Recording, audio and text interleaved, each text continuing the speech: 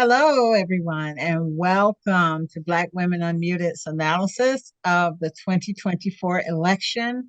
Thank you for joining us here. We are so excited because we've assembled a panel of very dynamic Black women, leaders in their field, all of them, to talk about what's been on the sisters' minds throughout this election process, on election day and after, because we've had a lot of feelings that we need to process and get out there. So thank you, ladies, for being with us today and for sharing your expertise. Joining us today are Khalilah Brown Dean, the Rob Rosenthal Distinguished Professor of Civic Engagement and the inaugural Executive Director of the Allbritton Center for the Study of Public Life at Wesleyan University, a 20-year expert and an academic and an author who sits at the crossroads of ways to pursue a more viable and inclusive democracy. Dr. Dean, thank you for joining us today. Dr. Brown Dean, thank you for joining us.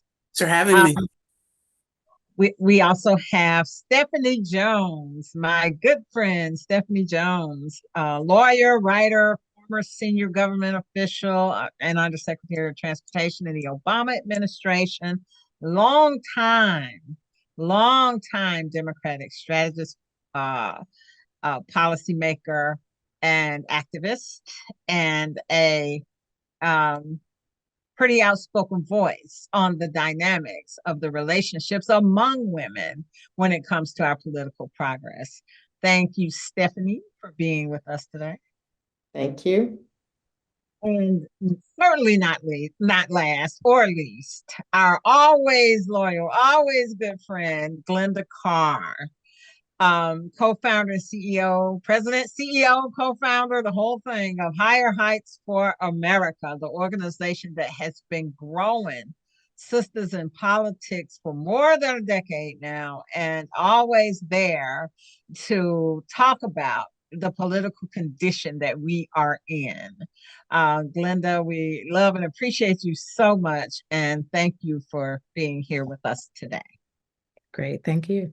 All right, so ladies, I know everybody's been just eager to talk about this, so let's get to talking. Okay, we get it.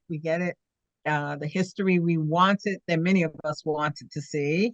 The first sister president didn't happen, much to our collective dismay in many ways. Kamala Harris, Vice President Kamala Harris, did not defeat Donald Trump, as many of us had anticipated and worked toward.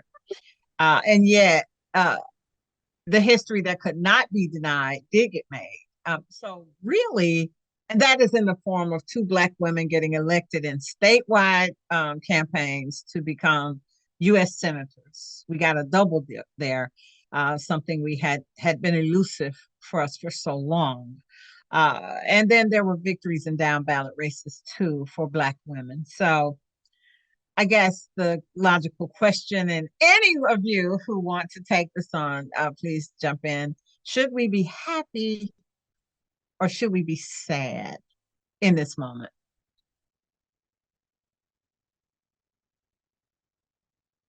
I guess I'll start. And so had a conversation this morning, and I haven't started. I don't know if I'm going to start my stages of, what is it, the 12 stages, 8 stages of grief. Most of my friends are at scorch the earth, angry. They skipped over, like they went sad real, and then they're on the angry piece.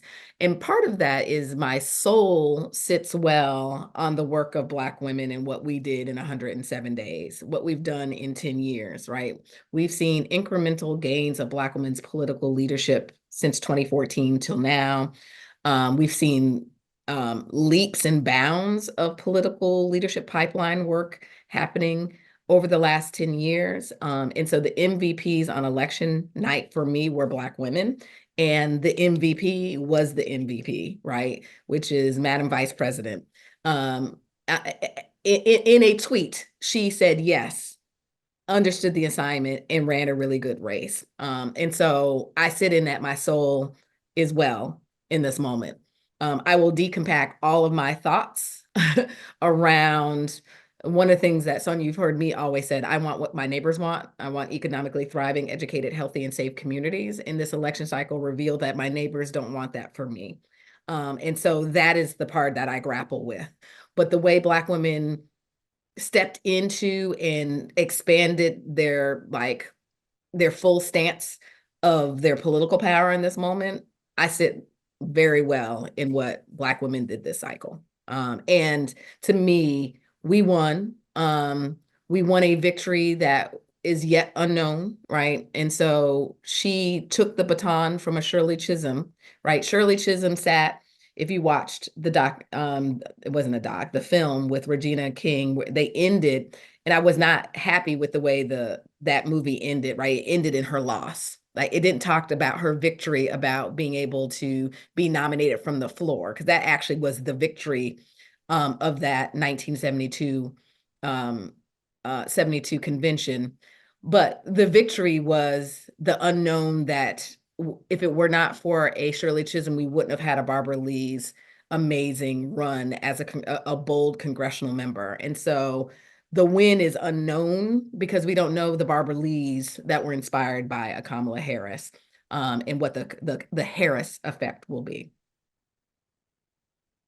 I always appreciate the context that Glynda provides, because I remember at the beginning of this 107-day campaign, Glynda said to a bunch of us, you are entitled to feel joy in this moment. You are entitled to feel joy that you do all that you can to make real these promises. And so while I am angry, I am profoundly disappointed. I don't know any Black women who are surprised, because we always show up in spaces where people question whether we deserve to be there. We all know the experience of having people whose resume or CV is a quarter of what we have accomplished and still have to answer questions about the authenticity of our identity or our commitment in ways that other people do not. And yet, even in the face of that sort of generational disappointment that Black women often face, for me, what gives me encouragement is the conversation I have with my 16-year-old daughter, who said, well, Mommy, I didn't even think we would get to a point where we would see a Vice President Harris as a candidate. And so I hold that tension of what it meant for my mother, my grandmother, their grandmothers to step forward in their fullness unapologetically. The conversations that young people are having to say, don't tell us we have to be twice as good to get half as much, because that creates an unnecessary sense of stress and pressure that they do not have to carry. And so I do take courage in that. I think that we should be lifting up the wins in this election cycle, to imagine what was done in 100+ days. You know, we didn't get here overnight. We won't get out of this overnight. But the other piece that I feel right now is absolute peace, that when I say no, I mean no.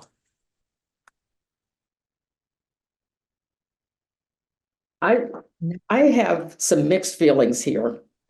I agree with you, and I share the feeling of pride, the sense of accomplishment that the vice president gave us, that 107 days of sheer joy and excitement, and even the last couple of weeks before the election, when a lot of people I knew were very worried, and they didn't want to get their hopes up. I decided I was going to get my hopes up. I said because I can be pessimistic or I can be optimistic, and I choose joy. And I don't feel that sense of joy made this any harder. A lot of people feel like, well, if I don't get my hopes up, it'll be easier when we lose. And I don't feel that way. And I don't think it makes it any easier to lose. I think it just robs you of the moment. And I said, I'm going to enjoy every second of this. And especially in the days leading up to the election, I was in Target the night before the election, watching her speech in Pittsburgh on my phone. And when at the end of her speech, which something she'd been doing in her last few speeches, when she lifted her fist and said, "Are we ready to fight for it?" And that just brought me so much joy. I stood in the aisle in Target and just laughed with happiness. The next day, 24 hours later, of course, I was crushed. But I am so grateful that we had those feelings and those, that sense of excitement and possibilities. But it is very disappointing, and it's frustrating to think that you're this close and we have to once again say, well, not this time, but we have made a lot of progress. Part of me feels really exhausted saying, yes, we didn't do it this time, but we're farther along, because we really should be at the point where we're grabbing that brass ring. But we can't, of course, as Black women, we can't get that down, and we have to keep moving. But it is very frustrating to keep feeling like we just have to keep moving, and maybe next time, and maybe we'll be further along. Haven't we been down this road a little bit? I mean, we've been down this road a little bit before with the losses of those big governors' races, where we felt we might finally be able to get a Black woman elected governor as governor in this country, and it didn't work. And that crestfallen feeling happened to us before. Did we miss something in translation from that to this? Granted, a Black woman becoming vice president of the United States was a huge deal. I don't know that we even saw that coming like that. But did we miss something when Stacey Abrams didn't win governor of Georgia? Did we miss it and it came back to smack us this time? I guess is the question. Or are we just too much of a threat, and people couldn't handle that? White people specifically could not handle that. Which would you say is more plausible? Yeah. I would say that there's a complexity of this election cycle. It's definitely an onion, and we're starting to peel back the layers. This onion sits on the intersection of racism and sexism. And so I'm very clear when people want to talk about numbers and messaging that are all pieces of the onion that we're going to pull back, that it sits upon the root opportunity and the root challenge, which is the intersection of race and gender. And we haven't had a baseline, and I let Dr. Brown Dean talk about this. There hasn't actually been a baseline for this would be the third election cycle, third presidential election cycle, right? So Hillary Clinton, game changer, right? In the way that you dissected what happened there, and how white women broke in a way that she didn't think they would break for a white woman. You then entered into a global pandemic, and some of these numbers are going to be connected to the accessibility of voting and being able to vote at home. Some of this is rooted in a numbers game.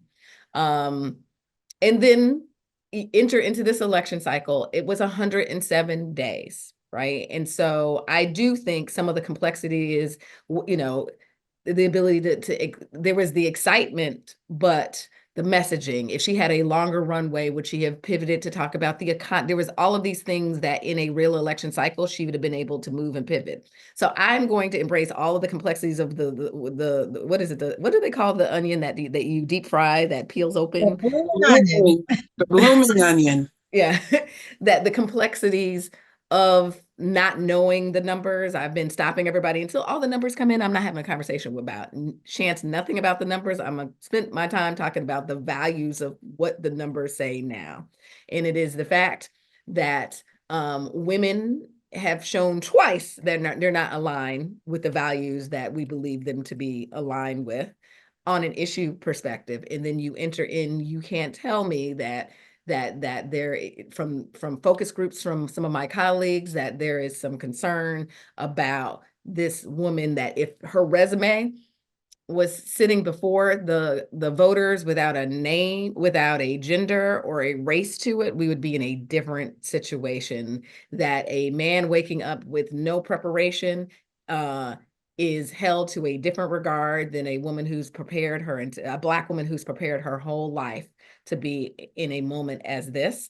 That I will argue and debate that all day, that we're not going to spend the time and say it wasn't about race and gender. That's when I'm gonna be fired up about. And so it's hard to talk about the baseline because we haven't seen an election cycle that gives enough data for us to talk about anything, except for me, around the intersection of, I got a problem with women, and you certainly now have a problem with a woman of color and a Black woman. Yeah, I would agree that, racism and sexism, those dual evils and all of its manifestations are like a virus. It mutates, it gets smarter, it gets used to the things that you try to throw at it to change it, and then it becomes something else where you are always trailing. I want to caution us to not lay this at the feet of Black women about what we could have done differently, what we should have anticipated, what we should have expected. I think we live with that reality every day. What we can pay attention to, and I say we collectively, again, not just Black women, after that stellar turnout of the 2020 election, record-breaking numbers, you had a majority of U.S. states making changes to access to the ballot, and not always in a positive way, but the fact that you can't give a cup of water to someone who's waiting in line, the fact that there are fewer polling places, the fact that the very people who volunteer to work on election day were facing threats. There's a reason that Rudy Giuliani has to give up his property, because he created a lie that harmed two Black women who were just doing the thing that we tell people every day, which is to be patriotic and to exercise your civic duty. I think the thing that we all could also learn from the experiences of Stacey Abrams, the experiences of Hillary Clinton, the experiences of Vice President Harris, is that yes, the rules of the game matter, but those rules always change based on who's playing it.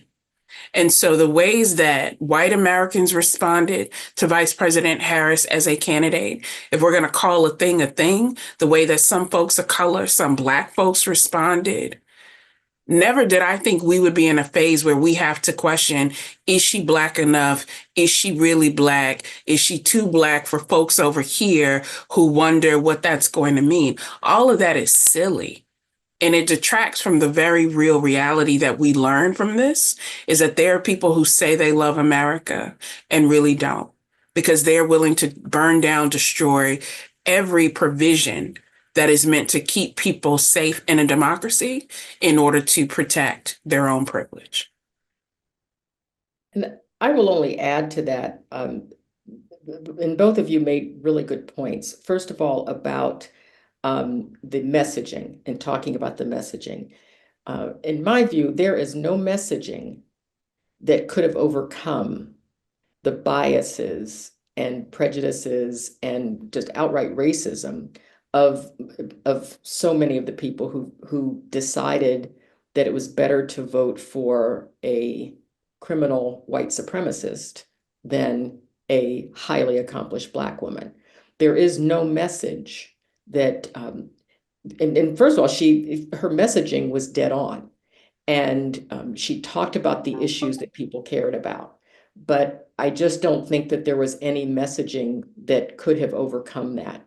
And at some point, we have to stop criticizing the message and look at the voters and what the choices they're making based on the volume of information that they have, and either ignored it or twisted it into something else.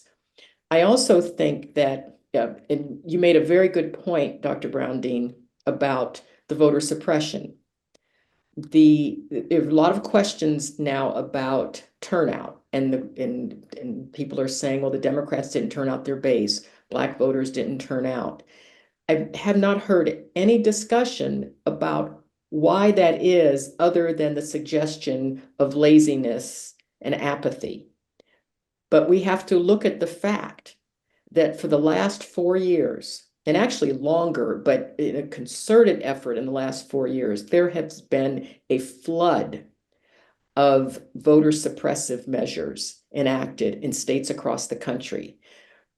It is just foolhardy to suggest that none of that worked, that they put this time and effort and money into doing this, and somehow it didn't have any effect.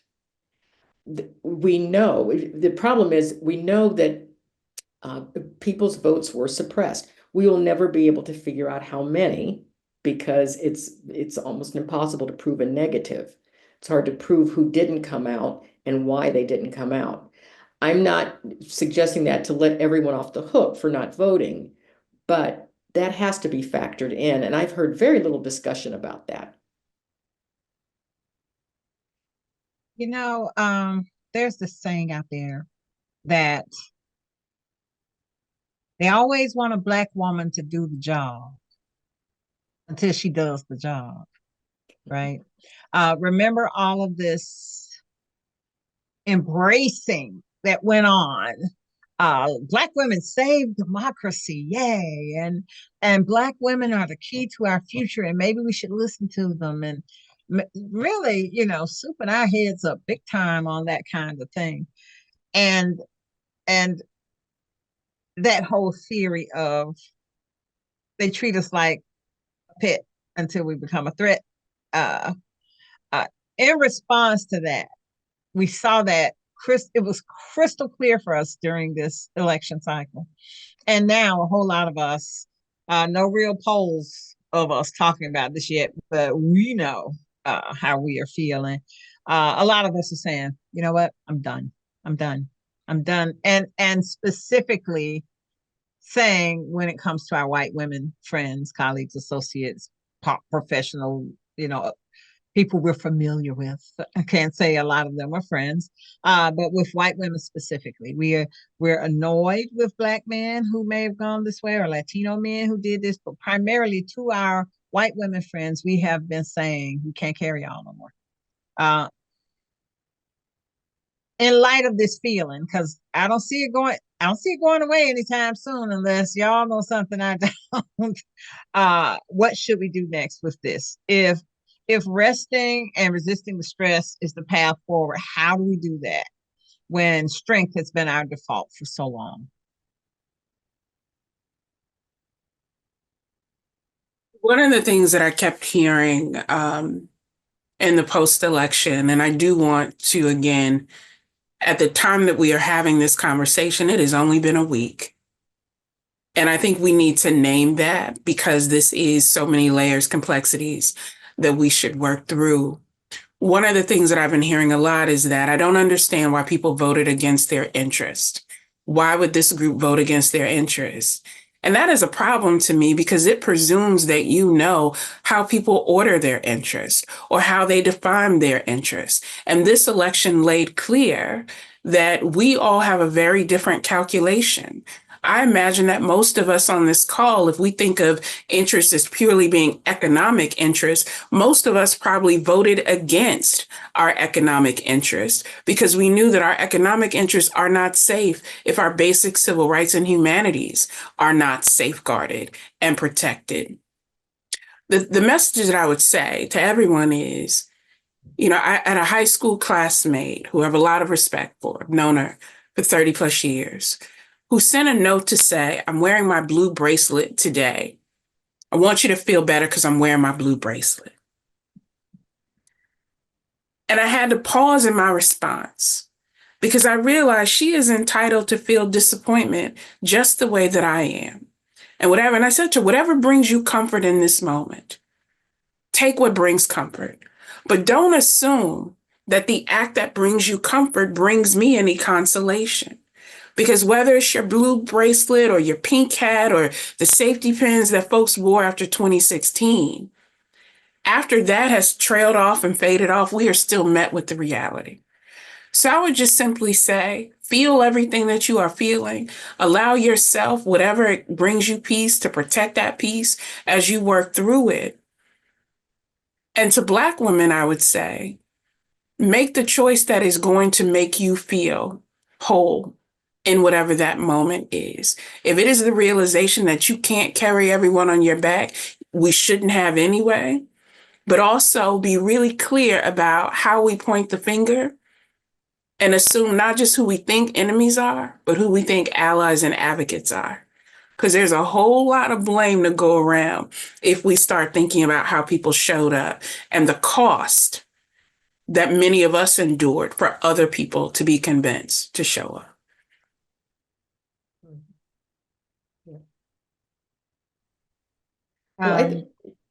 Well, in my experience, I was and coming as you to mentioned, you. I spent a lot of time trying to educate white women during this election process. And one of my frustrations has been the education that they are seeking, or they say they want to shape it based on their comfort.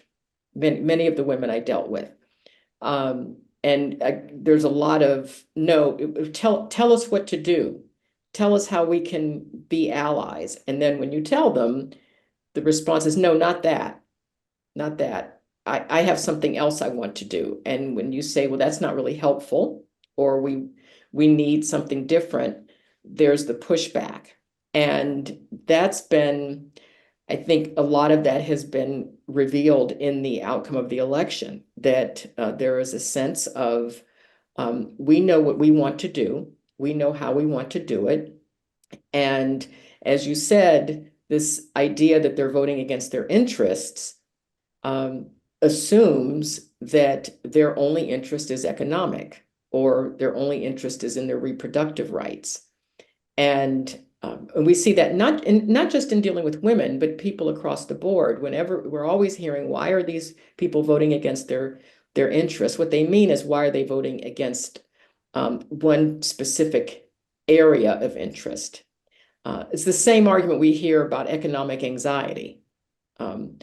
Black and brown men and women are the most economically anxious people in the country. If we're not lining up to support that agenda. So clearly that is not an economic anxiety issue. It's something else. And we know what it is, but no one wants to call it. And I am hoping, let me say, I was hoping in the aftermath of this election that would be discussed more. But it seems to me that a lot of the people discussing this are running from it and looking at other things, turnout issues or messaging issues, or what did this particular group do? What did that particular group do? As if that lets everyone else off the hook. And I think until we have some very frank conversations, both writ large, but also in our own community, we are going to continue to have these kinds of frustrations. Like if we had to grade white women on their electoral behavior, they'd be getting an F. They're failing, and they don't want to be told they're failing, and they look for victories in that. Should we as Black women collectively tell them, white women, you have failed?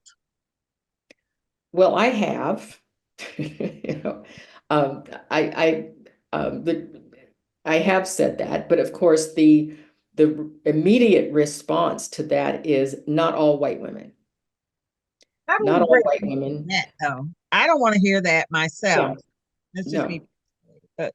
And I have no doubt that had Kamala Harris won, white women would have taken full credit for that. We did it. Look at what we did. We did this. And there would have been well, not all white women did it. It would have been. And so, frankly, I'm at a point now, I just really don't know how to deal with that or what to do with it.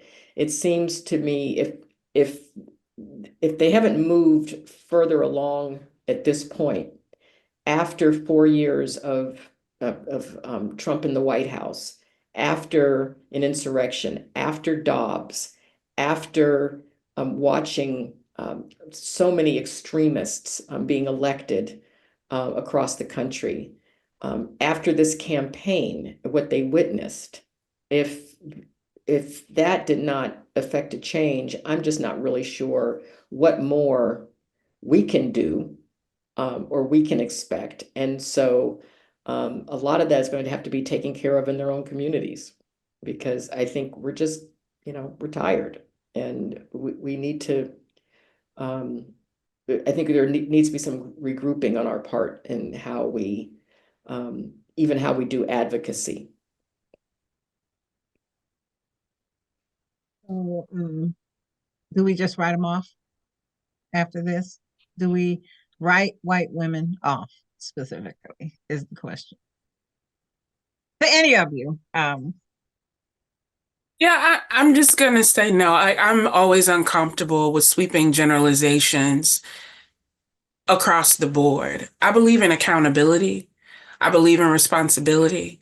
I believe in it doesn't make one selfish to articulate the vision that you have, to pursue that vision unapologetically, and to cultivate a coalition of the willing. And so I don't want to write anyone off. What I think part of the challenge here is that we assume that people see their fates in the same way, whether that is assuming that all Black women do or all women who wear glasses see that. We should break from that. The work that should be done after this election, how many spaces are we in where we are having conversation with women whose lived experiences differ from our own? Not in a way that says it is my job to teach, it is my job to help you understand, it is my job to help you cope. But we have very few spaces in our day, I'll speak for myself, very few spaces in our daily lives outside of work where those meaningful conversations are happening, where you can actually build trust and an interest in a conversation because I'm curious about you, not because I need to prove a point. And so those disconnects, those, weakening of networks matter. One of the things that has come out of this election cycle, I was in a furniture store and I had on a pink and green button. And this woman came running across the store to talk to me like, oh, I know what that is. You must be a member. And so for her, she instantly felt like she knew me because she recognized the color. And that may seem really small and trivial, but I needed people to know that your experience in a sorority of ending at the moment that you graduate is not my reality. And so those seem like little small things, but it is a way to building toward the understanding that your experience does not have to fit mine and mine is no less than. I feel like we need more of that in our public life and our public interactions. And I would love to see other folks take the lead in that. Because the phrase I hate is, can I pick your brain? No, actually you can't. But you could put a fee on that of tapping into the expertise. You could invest in organizations, networks, businesses that are doing that work. That's not our labor to bear. But we also know we can't go it alone in order to move things forward. I would also say, there is a reset on strategy, right? There's the reset strategy of how Black women are going to continue to move and lead in this moment. When you ask Sonya, like, what's next? Black women are going to continue to lead. We have inspired, we've recruited, we've trained, and we've supported a pipeline of Black women who are leading in this moment. And so there's more Black women leading our institutions, both nonprofit institutions, as well as city halls, state houses, and in Congress, that we need to provide the support and investments they need to boldly lead in this very dark moment, right? They're the ones that are going to be expected. I saw Congresswoman Jasmine Crockett at the concession speech, and her feeling the weight of the world, that people are going to wait for her to be the snappy, person on every, congressional hearing or on the floor, that is actually not her strategy, sustainability to be able to do that So how do we support the women that have already stepped out who are going to continue to lead? I would say that the flawed strategy, and this is not just campaign strategy, candidate strategy, nonprofit strategy, kind of the failed pieces in 2017, if you remember, Sonya, it was everybody was saying thank Black women for that Alabama Senate race, right? And then there was a flood of investments to organizations. At the end of the day, Black women-led organizations benefited in part by that. But it was also this over-indexing that we needed to invest in long-standing organizations to invest in building out their Women of Color program. Actually did not need you to do that. You needed to invest in Black and Brown infrastructure building for us to have conversations with and organize our own folk. So I say that because the flawed strategy was I needed you to go get your girls. I didn't need you to fund white organizations to organize people of color. When in fact, since 2016, 17, 2020, if you had been investing in, it was the sexy thing to do. I'm investing in women of color, as you should, but institutions that are dominantly or historically mostly white women needed you to actually organize white women. I will tell you, I was at a conference of donors in 2020, at the end of 2020, after the election cycle, and someone said to me, what's your strategy as it relates to the Black men's problem? She said this in November of 2020. And my response in a room full of donors was actually going to have my family conversation around how we're going to organize as a community. I actually need you to invest in going to get your girls. And the room gasped.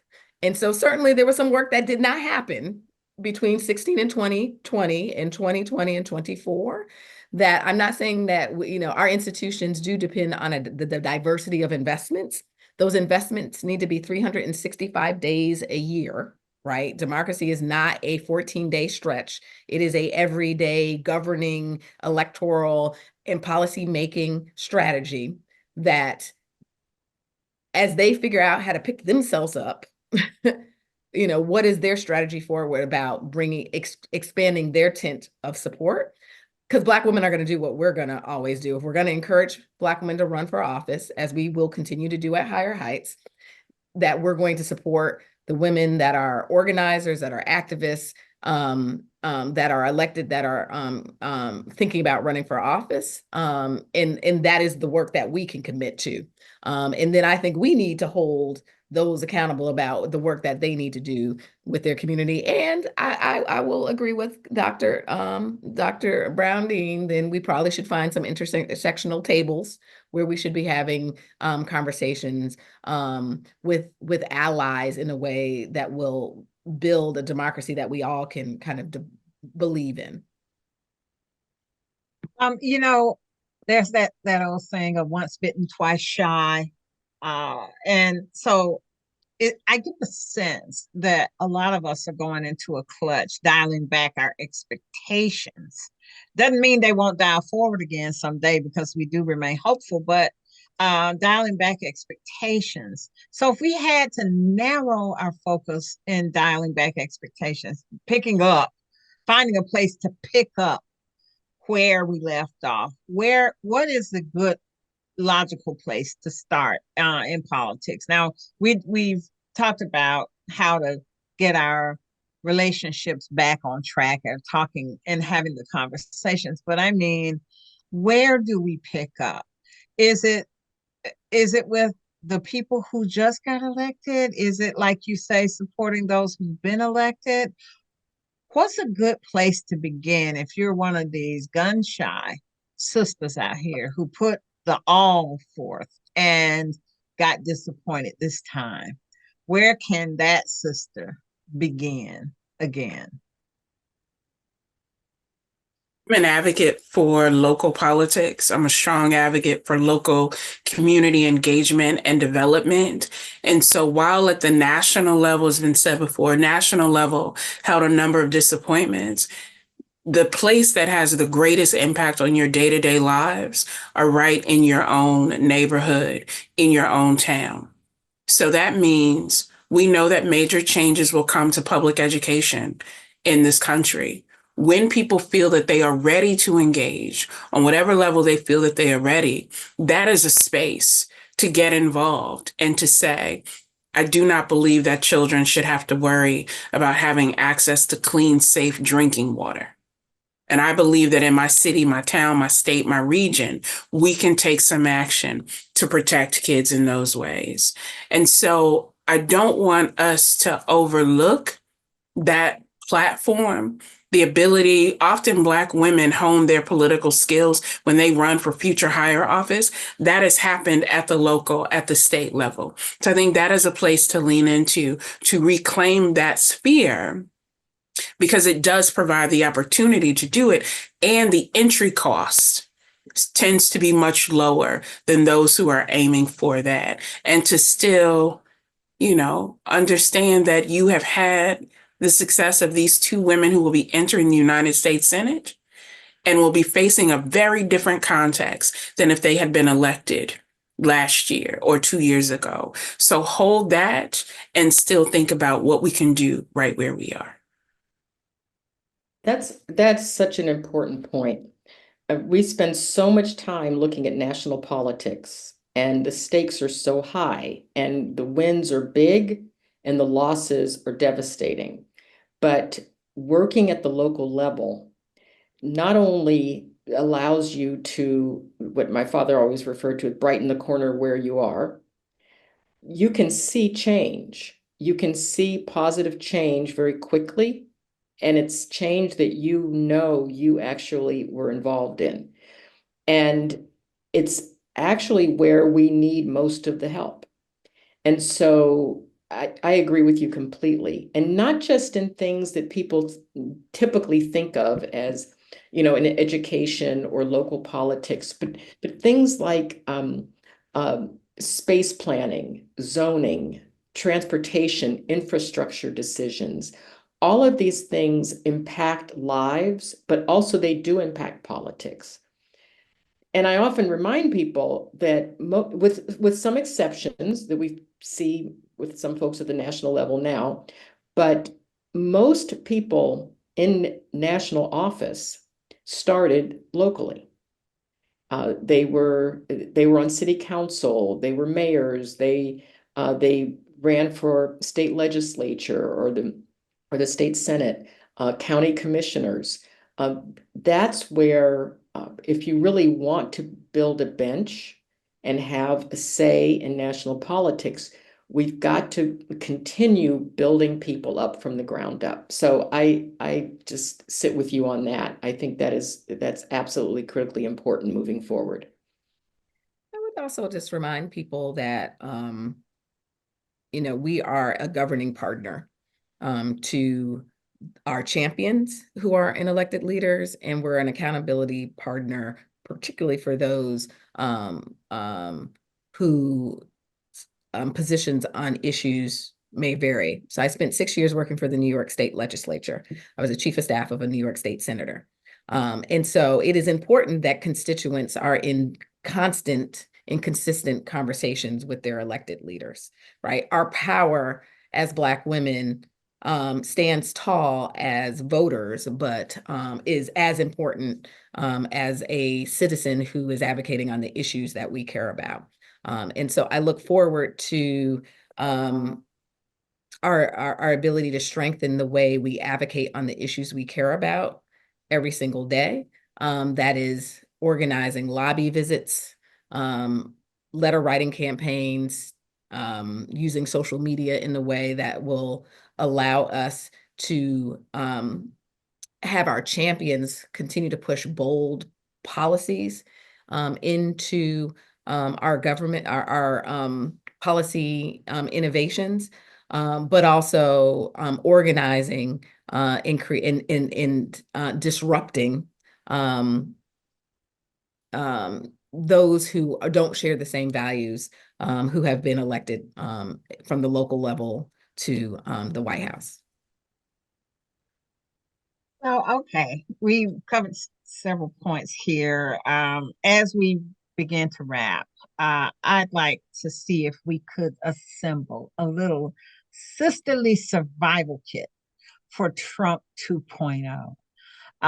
One tip from each of you to go into this survival kit. What are your own plans going forward to hunker down, I guess, or survive the next presidency? And we'll use this as our wrap to close out our conversation. I would say that community is my survival strategy. And whether that is community, I love music. So whether it is experiencing music with other people who can have that shared understanding without it even having to be said, whether that sense of community is in worship, that sense of community in building, and not assuming that just because someone looks like me, they will represent my best interest in every endeavor of life. And so being in community, believing in community, and the thing I said at the beginning is protecting my peace unapologetically. That's my strategy. Now come back to me in 4 months and we'll see if I feel the same way. But as for now, today, that's where I'm focusing.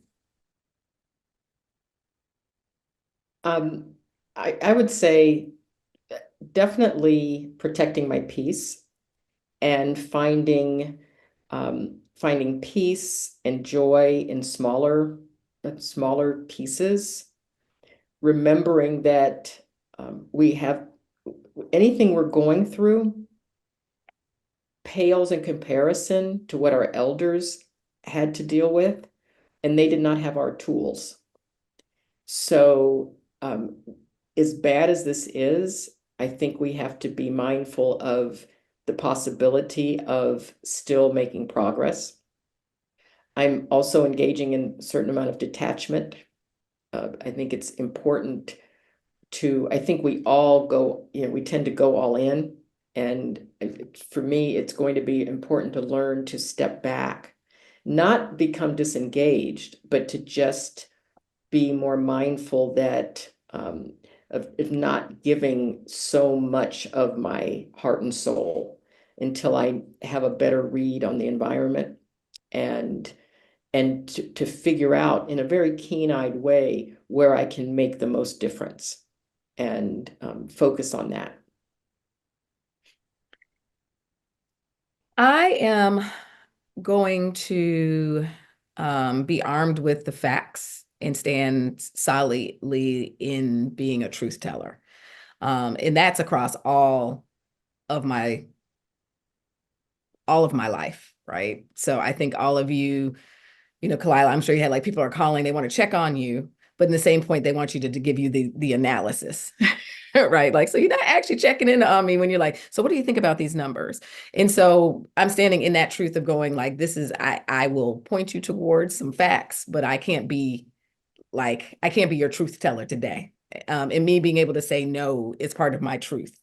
Detaching from a 24-hour news cycle and a 24-hour social media piece is I am reading my news, which allows me to be armed with the facts I need to be able to engage where I need to engage, both professionally and personally. I am scrolling through and being okay with being the truth teller of kitty cats and dogs. And not having to be the person that has all the real-time information.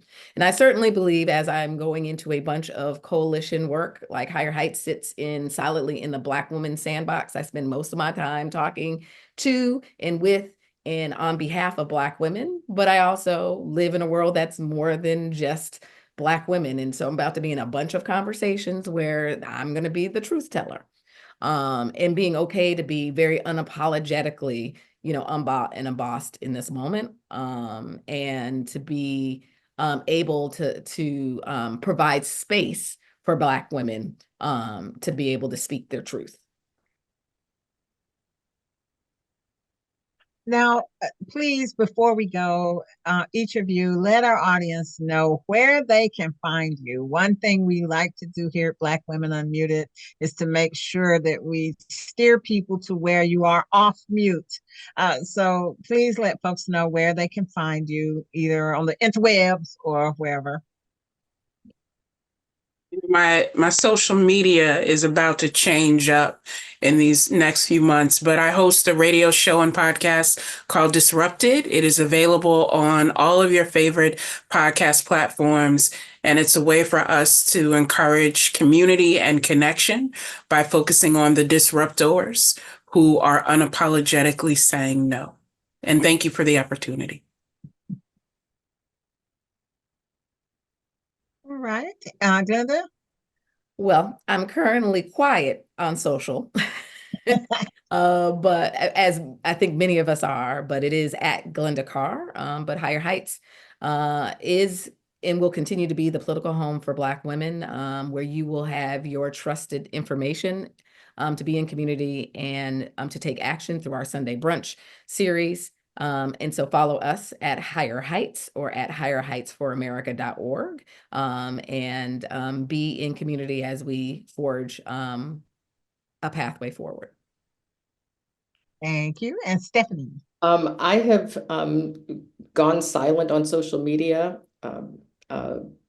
I probably will take down my Twitter page, but I am on Substack, and that's at Stephanie Jones 2. But that's all part of the detachment. So I'm going to very carefully limit my engagement online. We know where to find you for sure. So listen, everybody, you know where these sisters are according to what they're telling you. So try to chill on the social media for a minute. But Black Women Unmuted will be here. We know where to find them. We have no problem at all taking these sisters off mute, one topic at a time, one story at a time. And you can always find us at blackwomenunmuted.com, at Be Unmuted, E Unmuted, at on IG and X, although we gotta figure out what we're gonna do about X too, to be honest with you, and then on our Facebook page. Ladies, thank you so very much for this urgently needed conversation. Do not be surprised if I hit you up again for more conversations, because it is clear the sisters have a lot to process, dissect, and things certainly change on the ground often. And of course, if you're ever ready to talk, we are here to listen to you. So thank you so very much for this conversation.